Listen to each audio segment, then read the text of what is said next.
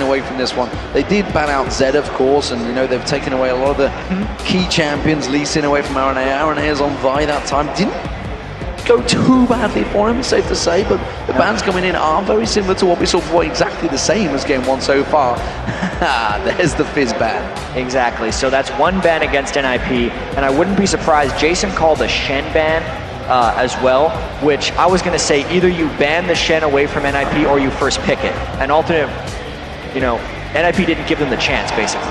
So it does mean that RNA gets his Aatrox in that jungle. That's where we assume it's going to go, of course. It could be Kerp that's managed to pick it up in the meantime. So Ninjas in Pyjamas, what do they go with? Do they head for that AD carry support? Of course, Jarvan was going to be Maluna's jungler. It is kind of his standard base jungler that he tends to go with and tends to be one of those early picks.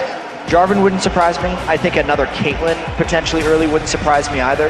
Maluno didn't seem that comfortable on Maokai. He had one of his off games. Meimer actually played quite well on Shen, which is one of the reasons they ended up banning it themselves. Well, it is going to be Zyra, so which interestingly did work very well for Deficio. So you think of those ganks that came in the lane and they tried to catch on towards him. The simple disengage that he offers, the Stranglethorns as well, in the team fights, and certainly on the Baron and the Dragon, it's such a key spell. And I think the reason they didn't necessarily pick Caitlyn there is Cretan isn't really a Caitlyn main or player. He's played much more Ezreal, Varus, and Vayne, as well as the Misfortune lately. Tells NIP that if they want the Caitlyn, they can pick it up later. And I think they eventually will. It's just the Zyra was a higher priority for them because it makes it very difficult for Alternate to dive onto them. And Alternate has had a lot of success lately with very heavy dive compositions. Well, after the previous Misfortune game, we'll see whether Creaton does want to go with that one. As you mentioned, he was 200 CS behind, and they may just be trying to take that away from Freeze. It would be a smart thing as long as Cretan can play. Blitzcrank. Yeah, so Blitzcrank as well. J-Reeb picked it yesterday. Didn't actually work out for them in the end. He didn't land too many clutch hooks, but the pressure he can create early on in the lanes is immense. And I think the value of that Caitlyn pick is not so much in what Alternate's going to do with it, but what Freeze isn't going to do with it, because he's no longer allowed to play it. But Ninjas in Pyjamas, their scrim partner actually was Fnatic, so they're going to be well prepared for this game. They also played Alternate a couple of times, which is ironic since they are going to be up against some Twisted Fate getting locked in by Bjergsen. Interesting, we've not seen him playing it a great deal, but being locked in this early with Kassadin available is dangerous. Yeah, most recent nerf to Twisted Fate, of course, his cards. He now only has 4 seconds to throw after he's locked it in, as opposed to the old kind of swinging scale you used to have on it. Haven't seen much of him this weekend, at all. Yet, it does fit the Bjergsen way of being able to kind of take over for the whole team. Instead of just running around with Fizz, he gets to teleport around, but he's not necessarily as strong when he gets there. Once again, Elnor is going to have a chance to counterpick Bjergsen here. See which way it goes. Vladimir worked very well for Kerp in the last game, so it wouldn't surprise me to see him stick with that one. Ari would be very mobile against Twisted Fate. Renekton being hovered over as well right now, and then that's actually going to get locked in. So Renekton for the top lane. It's going blind, of course, remember, because we're waiting to see what Ninjas in Pyjamas are going to use in that top lane. Ari is the perfect pick for Pharrell Lord right now. It gives him something he's very comfortable with because he picked it 8 times during the season, and also something he can definitely disrupt Twisted Fate with. That's very smart things. So, final pick now. What would you pick? You're going to be against either a 2v1 lane, you could be pushing into it, and would they go for a 2v1 lane here? Because they're using the Twitch Zyra. I feel like they can do either way. Twitch Zyra, I know that Lemon Nation has said Twitch should never lose a 2v2 lane because he feels like he's that strong in lane phase, but as the 2v1 lane, they as well have the potential to make a big play happen if they just land the roots, and Twitch can then land all his shots on top. And yeah, I'm really wondering what Meimer's going to go for here, because without Shen, he doesn't have much success on hardly anything. He's 1 and 2 on Yorick in the year. He could use this to duplicate Twitch, but you're shaking your head. His Yorick has not been good. It has not been good. He hasn't had... He got smashed and manhandled by Wicked on Aatrox. Renekton is a similar type of champion, I guess, in terms of bullying potential. Yep. Not convinced. I believe you, but he didn't have much left.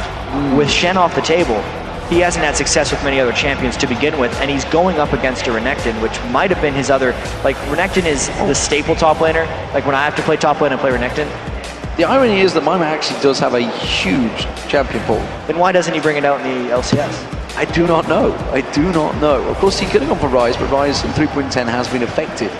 So didn't want to go for that. Now, Ryze versus Renekton, probably not the wisest choice. No. I don't know. I just don't know. He plays the top lane Evelyn as well, actually. That's one of his most famous champions. So don't think it's not going to pull that LCS out. ready, though. Not really going to be a great champion for him. So those are the champions, ladies and gentlemen. Have Alternate managed to steal a march in the picks and bans? I believe they may have. It is, of course, Ninjas in Pyjamas that are one game up, though, in Alternate. They have to try and turn this one around. Even through those picks and bans, I wasn't sure whether Aranea was looking too confident. He's certainly a player that will get very much down after a loss. So they're going to have to turn this one around. And Deficio and co, you saw them big size of relief at the end of that game. It wasn't like we saw EGSD jumping up, celebrating like crazy. It was just simply we got away with that one. Yeah, and I can just imagine the emotional swings that happened to the teams in that game, because we saw the jubilation, basically, of Alternate after they thought they'd came back, and then to just all come crashing down again. Yeah. How are they going to come into this game? Because we know that they are that emotional team. Well, if you have just joined us, ladies and gentlemen, we are already one game in. It was a 55-minute epic back and forth, inhibitors going down both sides of the map. And it was Ninjas in Pyjamas that finally came out on top. This is the 5th place playoff position for the Season 4 Spring Split. And of course, the loser will be into the promotion tournament, which will be happening later in the year. Currently, Copenhagen Wolves and TCM are the contenders, the challengers in that tournament. And of course, we've already seen SK Gaming and Meet Your Maker slipping down there. Who will be joining them? Will Alternate... He doesn't have gold. There it is. Does pulls out the gold card, but you can see Bjergsen going to get caught straight out here. Has to flash away. The hook was coming in. Split second behind. That was very strange by NIP. They showed themselves to stun only to flash away over the wall. Why show yourself? Just run back around through their own jungle. I suppose they didn't want to get cut off because he did stun Blitzcrank so that he couldn't get pulled before the flash, but that is a lot of, that's a lot of stuff burned. Maluno and Bjergsen both going down flashes for really no real investment for Alternate. And that surely means that Maluno's not going to be pushing too much in that mid lane against Pharrell Lord and Bjergsen. Without that flash, he is in danger of Aranea coming back towards him in that lane. Of course, Jay Ree, he could just pull the blue buff across here, and I believe that's what they're looking to do, and I'm pretty sure Alternate are aware of that. Yeah, Alternate should see this one coming as well and just run away this time. That's what you get to do with Blitzcrank, is you get to bully people early on in the game. I'm a little bit surprised NIP didn't actually just wait in one of those bushes and try to land a Zyra route across the whole team as they came in. Instead, they just decided to give all the ground to Blitzcrank. And Alternate were very quick there, and whether NIP was simply caught out of position, weren't prepared to get there. They got some great ward coverage here of the jungle of NIP. They have one at the red and at the blue, of course. Kirp is teleporting back, so he's going to be heading off back towards that top lane. Ninjas in Pyjamas will be starting off on that red buff. That's when Maloon's going to pick that up. He's going to have to try and go straight across towards Alternate's jungle, but they're going to be prepared for this. Let's see which route Aranea takes. It's funny, Aranea should actually, he could just run straight to his blue buff because he knows that Maluno is going to go there right next. There's not a 2v1 lane disparity anywhere to actually stop someone from harassing, but yeah, Kirp is going to be helping him out here, and effectively, it could just become a bit of a dance around this blue buff if all the laners decide to go in. Yeah, Yorick coming in, he's going to throw the ghouls at that bush, and he's going to catch out on Kirp and Aranea, but they may well go aggressive and turn this one round. You see, also coming up the river was Bjergsen, so he's here now, so it's a 3v2 situation to try and get and secure this blue buff. Smite is available for Aranea, but he's wisely just gone back to the red. Yeah, I really wonder what his overall plan was there. He knows he has no health potions, so he's going to be lower than Maluno when that happens.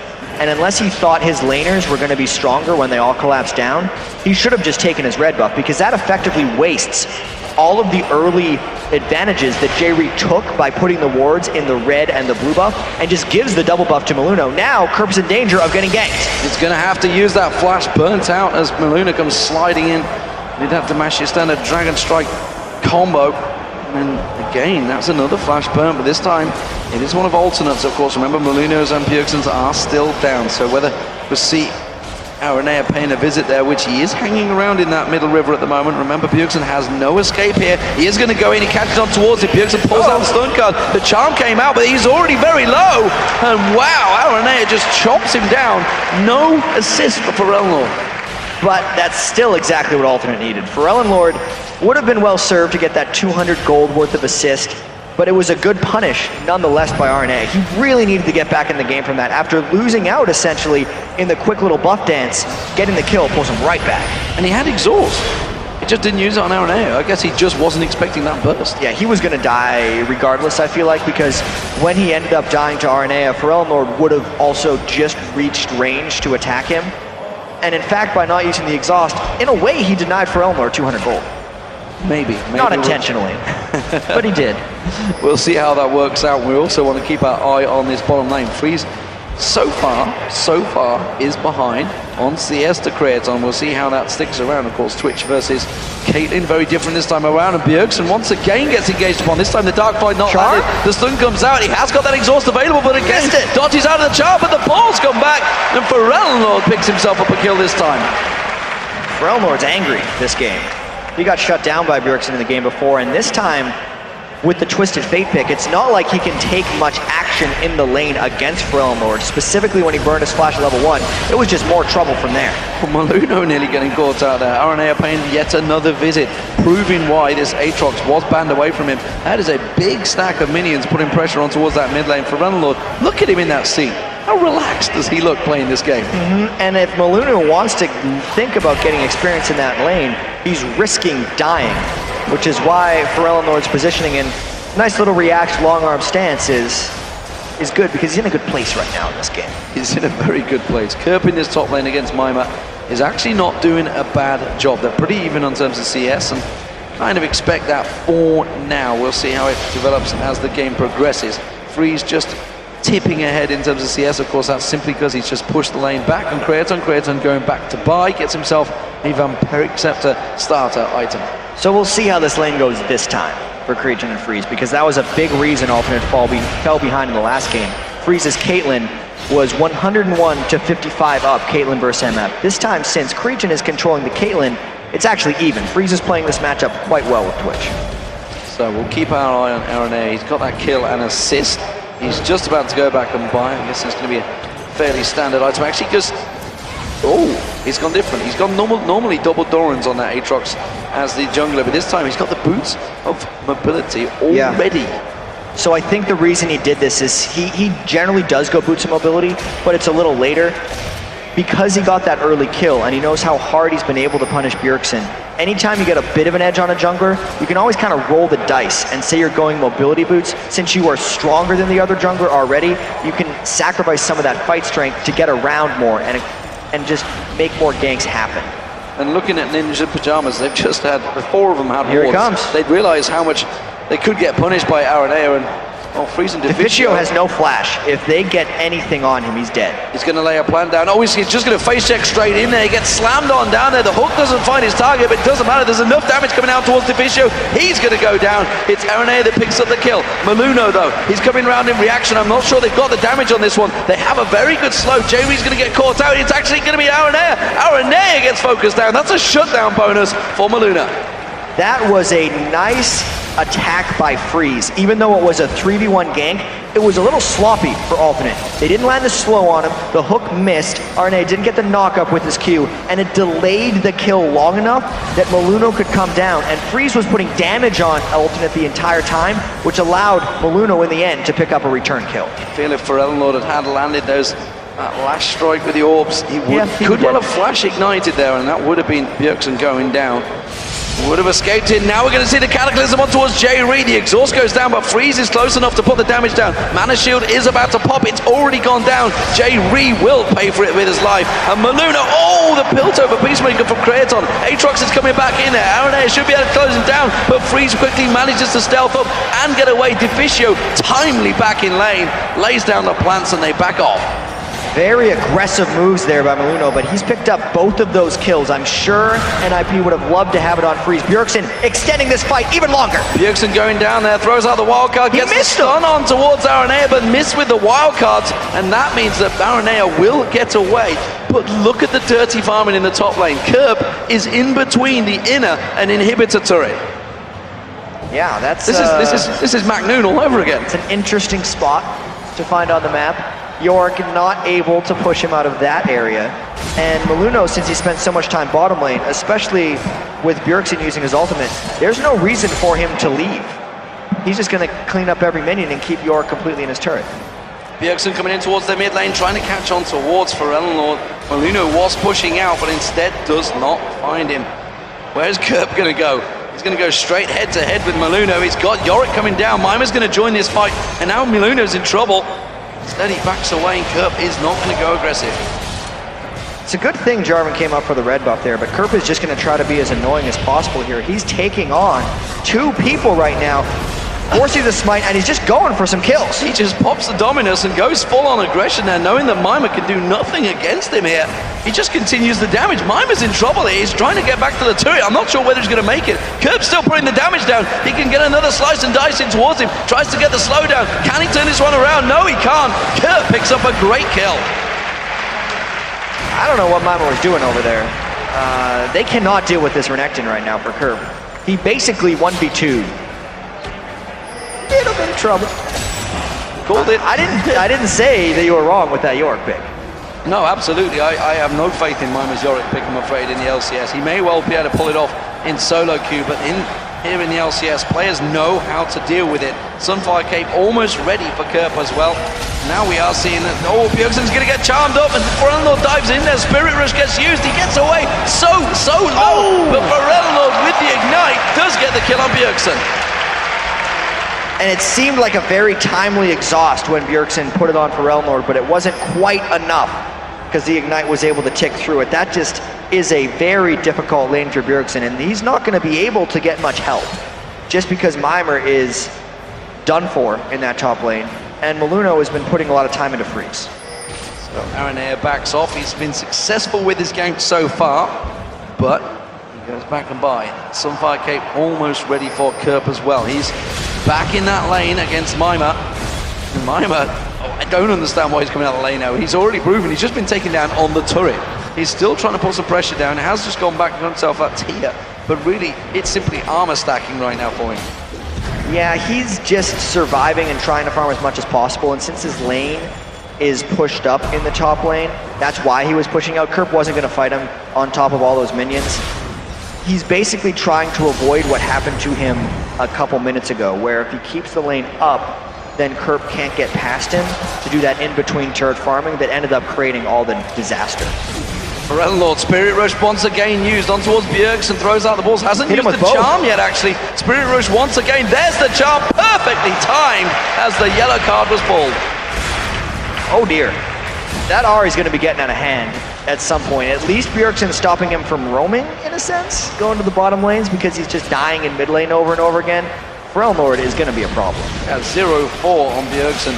Compare that to the last game on Fizz, it's very different. And Aranea, look at this, he's already started off the dragon. Ninja Pyjamas cannot even contest this one, not even close to it. Alternate will take this one, a well-earned dragon. Yeah, this looks to be Alternate taking absolute control of the map. I mean, we were wondering how they're going to recover from that disaster they had near the end of last game. Turns out pretty well. The pick and ban phase for one was fantastic for them so far, and then their execution specifically in the mid lane has been fantastic. Absolutely. So as it stands, Kerp once again dirty farming between the lanes, keeping Mimer in all sorts of trouble. And look at the CS difference that's starting to gather there. It is a huge differential in that top lane. Yeah, 111 to 65, and now Maluno is actually coming around the bottom lane, gonna be going potentially for a fight. Oh, he's just going in. J-Re extremely low right there. Freeze finishes him off, and Forellenlord goes in the mid lane as well. Bjergsen can't necessarily get that card locked in time. He is in just absolute chaos amounts of trouble. Oh! Bjergsen also taken incredibly low here. Forellenlord well in the mid lane. Close stuff. As it is, Kerp is keeping the pressure on Mimer in that top lane. He has managed to take that turret almost down because he just keeps pushing the minions in there, and Mimer's having a problem just clearing them out quick enough because he just continues cutting through those lanes, farming it out. Mimer doing what he can to keep him away. Creaton, meanwhile, in that bottom lane, of course. He's building up the CS, but he has no advantage over Freeze, and Freeze, well, he went for that triple Doran's Blade build.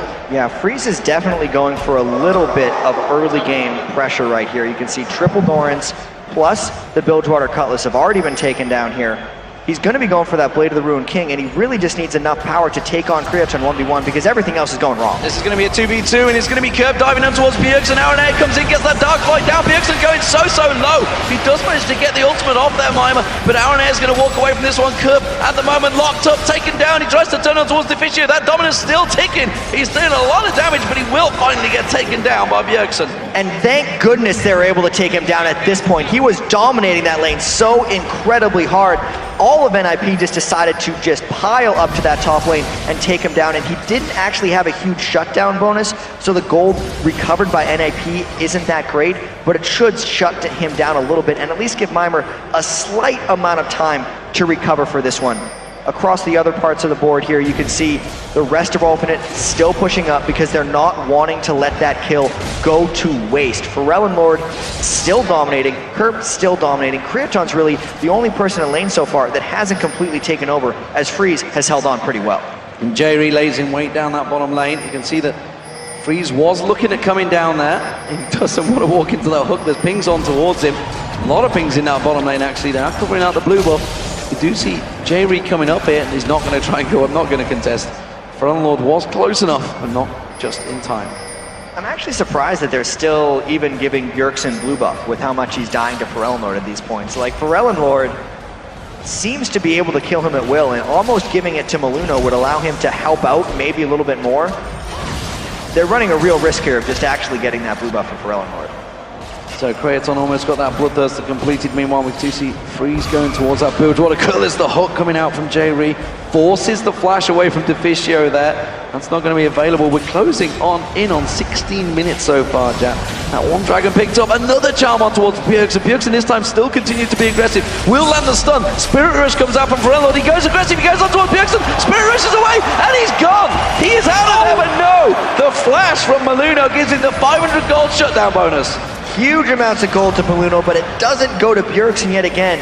And in a sense, NIP was able to get blue to Maluno anyway, because they did briefly give it to Pharrell Lord, then it bounced back, and Maluno has to make things happen. They're just going right back for that buff though. They want that buff straight back. It's going to be Aranea now, double stacked in there. Curb comes in again.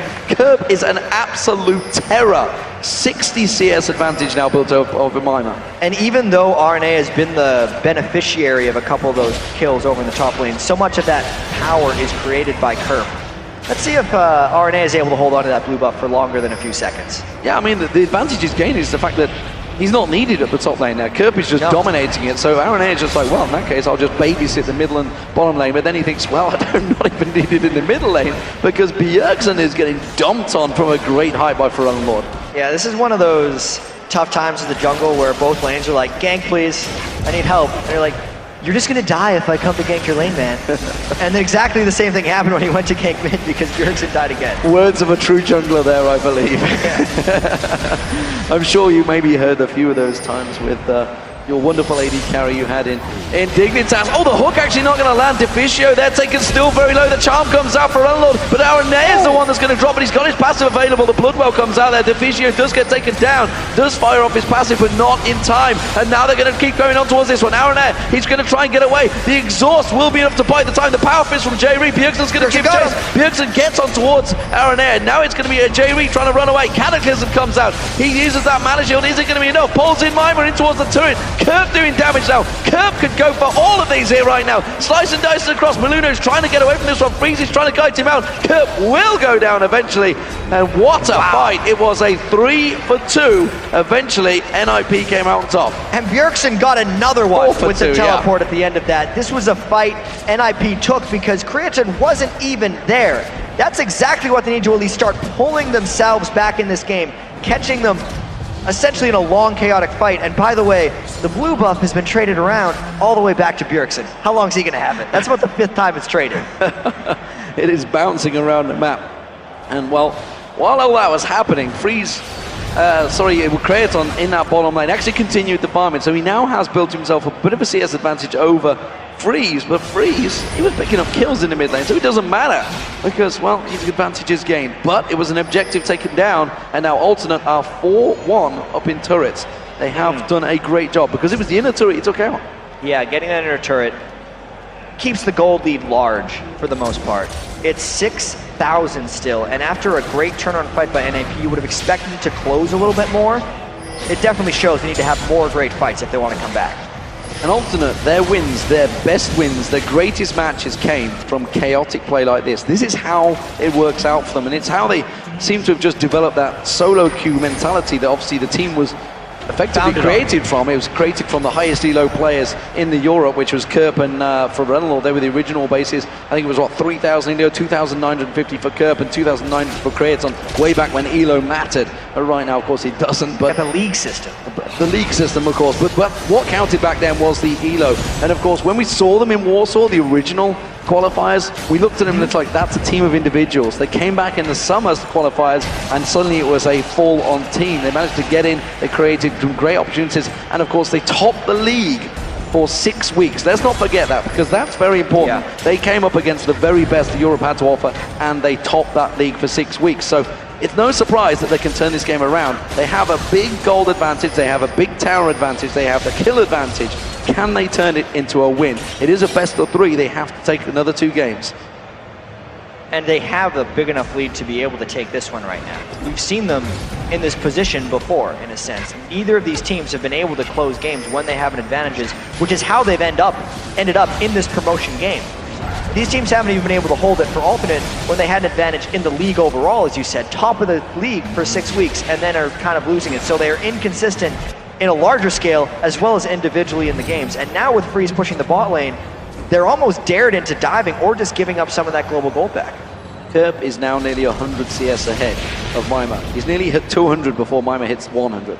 That's not good in lane. No, it's not good in any sense of the word. The thing is, this is almost what NIP did to Alternate in the last game, in the sense that Freeze was that far ahead of Creaton, but this time it's the other way with Mimir ahead of Kerp.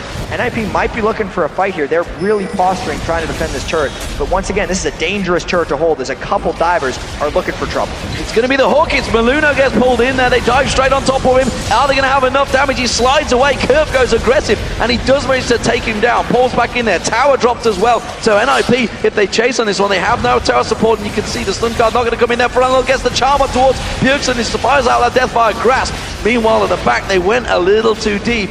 And Alternate, well, they force NIP back once again. Yeah, and the timing on that death from Maluna was very unfortunate. He had the Yorick ult on him as he was trying to Cataclysm, but he died pretty much mid-flight. So he revived, lost his cooldown, but never got the Cataclysm to actually generate, which is what NIP would have needed to stick around and maybe actually turn a couple kills back on that fight. But as it was, they lose the turret and 1 kill. So, Ninjas in Pyjamas really pressed up against it now. 6-2 in turrets. All those outer and inner turrets are down, and Alternate now have the option. Oh, look at this. Aranea with that ward down. He wants to go for this one. Bjergsen just trying to buy his time, but instead he's forced away by Maluna's presence. Definitely seems like NIP is trying to stick around, but the goal beat is not participating right now. It's not helping them out because they're not able to farm. Mimir was so ridiculously shut down by Kerp. Pharrell Lord can kill Bjergsen by looking at him, and really it's all going to come down to Freeze. Just a sharp glance and he drops down straight away. Kerp though, I mean, he is a brick wall. He's got that Randian Zone and Sunfire Cape. Now he's also building a bit of magic resist in there with that Negatrons and the Mercury Treads. Doesn't want to get locked down, doesn't want to get dealt with. Bjergsen's stun cards are not going to do a great deal against him.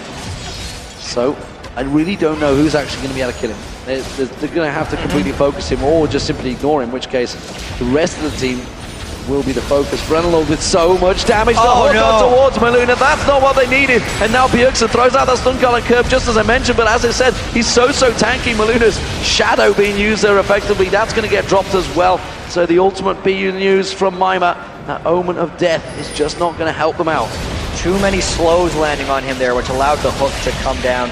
And NIP actually needs long and drawn out fights, which don't happen when someone gets hooked in beforehand. Those are the quick, decisive, you lose fights. Another charm. The charm on towards Mimir. Is it going to be enough? The build over comes in. And the hook on Freeze pulls in the rat. And he had no chance now. Deficio, he's going to get focused on. This could be a very quick finish for Alternate here. They are just wrecking. And that is a triple kill from the highest KDA man. The timing on these kills could actually be enough for Alternate to maybe end the game. These death timers are 20 seconds. Maluno is the only defender.